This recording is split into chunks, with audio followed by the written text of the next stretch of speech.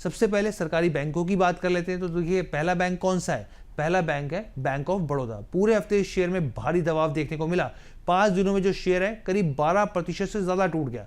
दरअसल बैंक ने वित्त वर्ष 2025 की चौथी तिमाही के नतीजे जारी किए, जिसमें कमजोरी देखने को मिली। जनवरी मार्च तिमाही में नेट इंटरेस्ट इनकम 6.6% गिरकर 11,020 करोड़ पर पहुंच गई। ऑपरेटिंग प्रॉफिट की बात करें तो ऑपरेटिंग प्रॉफिट 0.3% ग्रोथ के साथ 8,132 करोड़ रुपए पर रहा। टोटल नेट इंटरेस्ट मार्जिन की बात करें यानी कि निम्स की बात करें तो वहां पर 2.86% ये रहा, जो कि तीसरी तिमाही में 2.94% था और एक साल पहले समान तिमाही में 3.27% था, यानी कि मार्जिन भी कम रहे हैं। ग्रॉस एनपीए को देखें तो ग्रॉस एनपीए 2.26% रहा, जो तीसरी तिमाही में यहाँ पे 2.43% था। यहां तक कि जो स्लिपेज है और राइट ऑफ है वो भी बढ़ते हुए दिखे हैं।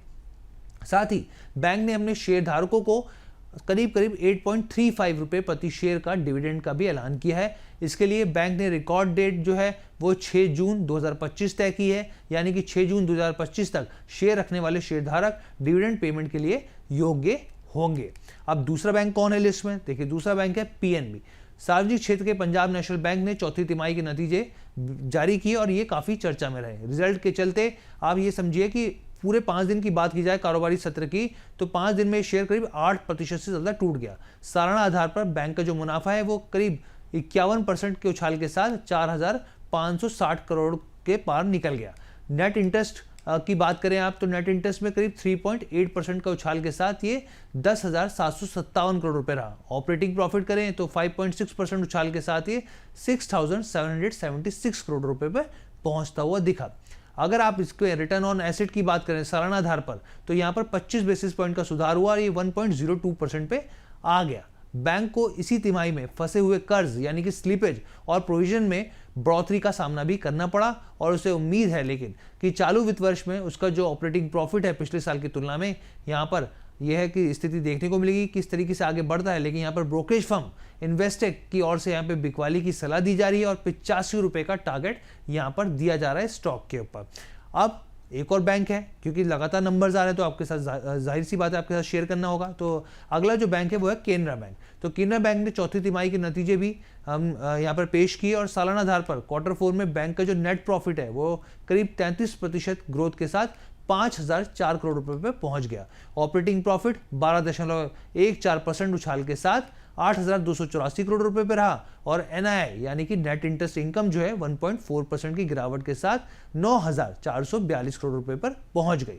Q4 के लिए नेट इंटरेस्ट मार्जिन 2.80% रहा, जो कि Q3 में 2.71% रहा था यहाँ पे, यानी कि नेट इंटरेस्ट मार्जिन में बढ़ोतरी देखने को मिली। और पूरे फिस्कल के लिए बैंक का जो निम्स है वो 2.80% रहा, जो कि मार्च 2024 के आधार पर 3.05% था। बैंक का ओवरऑल बिजनेस की अगर हम लोग बात करें तो वो करीब 11.32% ग्रोथ के साथ 25.30 लाख करोड़ रुपए पे पहुंच गया। इसके साथ ही कैनरा बैंक के बोर्ड ने 2 रुपए की फेस वैल्यू के आधार पर 200% यानी कि हर शेयर पर 4 रुपए के डिविडेंड का ऐलान किया है।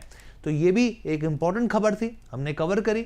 अब हम लोग बात करते हैं दूसरी कंपनियों की। यहाँ पर और भी कंपनियों के नतीजे आए तो ऐसे एक कंपनी की बात करते हैं जिसने निवेशकों को बम्पर रिटर्न बना कर दिया है, बीएससी। जी हाँ, भारत के सबसे पुराने एक्सचेंज बीएससी ने अपने तिमाही नतीजे जारी किए, जिसके बाद शेयर में शानदार तेजी देखने को मिली। वित्त वर्ष 2025 की मार्च तिमाही में बीएससी ने अच्छा प्रदर्शन पेश किया। Q4 में जो मुनाफा है वो 365% बढ़कर करीब 493 करोड़ रुपए रहा। वहीं आय की बात करें तो 75% बढ़कर ये 846 करोड़ रुपए पर पहुंच गए।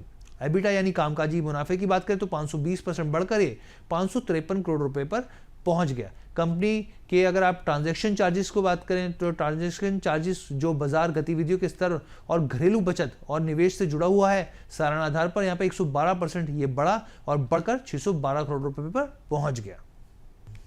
चलिए पेटीएम की बात करते हैं। पेटीएम के शेयरों की अगर हम लोग देखें तो इस हफ्ते अगर आप देखें तो कंपनी के शेयर में जोरदार तेजी देखने को मिली। बुधवार को शेयर में 10% का उछाल भी देखने को मिला। आपको बता दें कि ये स्टॉक एक साल में 161% का मजबूत रिटर्न दे चुका है। पेटीएम ने अपने मार्च तिमाही के नतीजे जारी किए। कंपनी ने अपना तिमाही घाटा कम करने में यहाँ पे वो कामयाब रही। रिजल्ट के बाद अलग अलग ब्रोकरेज हाउस ने यहाँ पर निवेश को लेकर अलग अलग सलाह दी। हालांकि ज़्यादातर शेयर को लेकर पॉजिटिव दिखे और अपने इनके जो टारगेट्स है 1200 रुपये तक भी जाते हुए दिखे हैं। अगर नतीजों को देखें तो क्वार्टर 4 में 540 करोड़ का घाटा दर्ज किया गया, जो पिछले साल की समान तिमाही में 550 करोड़ का घाटे से कम है। ऑपरेशन रेवेन्यू की बात करें तो ऑपरेशन रेवेन्यू जो है वो 2260 करोड़ से करीब 16% घटकर 1912 करोड़ रुपए में पहुंच गया। एडजस्टेड एबिटा मार्जिन की बात करें तो इस तिमाही में 4.2% रहा, जो कि पिछली तिमाही में 641 बेसिस पॉइंट से बेहतर है। इसमें सबसे बड़ी बात यह रही कि मैनेजमेंट की ने साफ तौर पे कहा कि उनको उम्मीद है कि अगली तिमाही में जो प्रॉफिट आफ्टर टैक्स है वो पॉजिटिव हो जाएगा। तो ये काफ़ी बड़ी खबर है और इसको फोकस करना यहाँ पर बनता था। अब हम लोग बात करते हैं एफएमसीजी दिग्गज कंपनी डाबर इंडिया की। तो नतीजे यहाँ पर जो है आए हैं वो हम लोग आपको बताते हैं कि मार्च तिमाही के जो नतीजे हैं वो कमज़ोर पेश हुए हैं। यहाँ पे चौथी तिमाही में 10 साल के सबसे लो एबिटा मार्जिन यानी कि कामकाजी मुनाफा यहाँ पर जो रहा है। डाबर की जो आय साल दर साल के आधार पर स्थिर रही, जबकि जो एबिटा और नेट प्रॉफिट है दोनों में 8.5% की गिरावट दर्ज की गई। घरेलू वॉल्यूम में 3% की गिरावट आई। Home and personal care segment या फिर बेवरेज पोर्टफोलियो में भी कमजोरी देखने को मिली। नतीजों के बाद ज्यादातर विश्लेषकों ने या तो स्टॉक को डाउनग्रेड कर दिया या उसके प्राइस को कम कर दिया है। एंटीक के मुताबिक डाबर का जो चौथी तिमाही का प्रदर्शन है वो दबाव में रहा है और कंपनी जो है वो लागत को नियंत्रित करने के लिए दिशा में कदम उठा रही है। ब्रोकरेज का यहाँ पे मानना है कि कंपनी को आय और प्रॉफिटेबिलिटी दोनों मोर्चे पर चुनौतियों का सामना करना पड़ सकता है। चलिए अगली कंपनी की तरफ बढ़ते हैं। एयर कंडीशनिंग और कूलिंग सॉल्यूशन में अग्रणी कंपनी वोल्टास ने कारोबारी साल 2024-25 की चौथी तिमाही के शानदार नतीजे जारी किए हैं। कंपनी का कंसोलिडेटेड मुनाफा सालाना आधार पर 116 करोड़ से बढ़कर 241 करोड़ पर पहुंच गया, जो बाजार अनुमान 237 करोड़ से यहां पर बेहतर दिखाता है। कंपनी की कंसोलिडेटेड कमाई की बात करें, कंसो कमाई की बात करें तो ये जो है 4203 करोड़ से बढ़कर 4768 करोड़ पर पहुंच गई, जो कि सालाना आधार पर मजबूत इजाफा दर्शाती है। वोल्टास का जो एबिटा है 191 करोड़ से बढ़कर 332 करोड़ पर जाता हुआ दिखा, जबकि एबिटा मार्जिन 4.5% से बढ़कर 7% पर पहुंचता हुआ दिखा। इसके साथ ही कंपनी ने 7 रुपये प्रति शेयर के डिविडेंड का भी ऐलान किया, जो निवेशकों के लिए राहत और मुनाफे की खबर है। इन मजबूत आंकड़ों ने साफ किया कि कंपनी ने चौथी तिमाही में ऑपरेशनल प्रदर्शन के साथ साथ मुनाफे और रेवेन्यू के मोर्चे पर भी बेहतर प्रदर्शन किया है। तो चलिए अगली खबर की तरफ बढ़ते हैं। इस हफ्ते टाटा ग्रुप की कंपनी और झुंझुनवाला के favourite stock Titan company limited ने मार्च तिमाही नतीजों को जारी किया।